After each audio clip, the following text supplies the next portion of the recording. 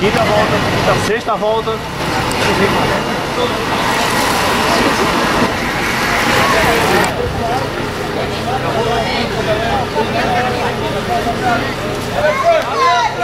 Boa, Frank.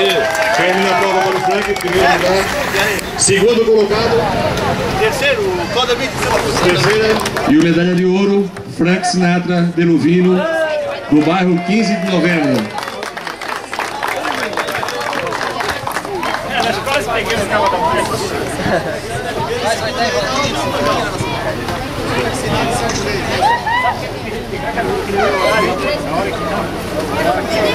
Robson Varela vai fazer a entrega ao Claudomir Dias, do bairro Santa Luzia, da medalha de bronze.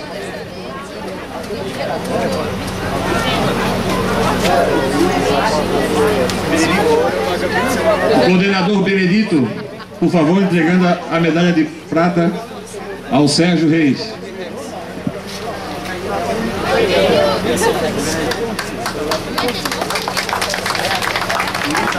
E o Nino, coordenador do bairro 15 de Novembro, entregando a medalha de ouro para o Frank, primeiro colocado.